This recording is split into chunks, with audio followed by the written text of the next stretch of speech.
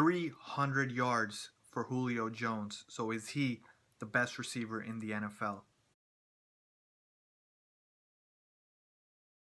What's going on, y'all? FaizSportsTalk back at it with another video talking some NFL and talking Julio Jones, who absolutely went off against the Carolina Panthers defense. And I shouldn't even call them a defense because they were non-existent, or at least Julio Jones made them look non-existent. I'm talking about 12 catches for 300 yards.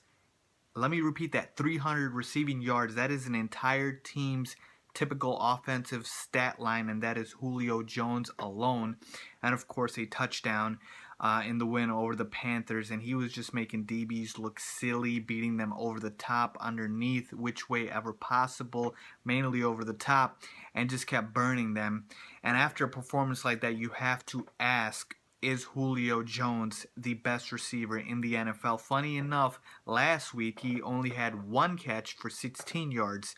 So this is why we love the NFL, because after it's so unpredictable, Julio Jones goes for 12 catches for 300 yards after going for one catch for 16 yards. But with that being said, to me, Julio Jones obviously is one of the top 3 receivers in the NFL. Now, to me, Julio Jones is the quickest and he is the fastest. I'm talking about straight line speed. He can burn any cornerback, any safety over the top, and he can beat them in terms of foot speed and all that. But if you talk about hands, if you talk about, agility and elusiveness, I'm gonna have to give that one to Antonio Brown.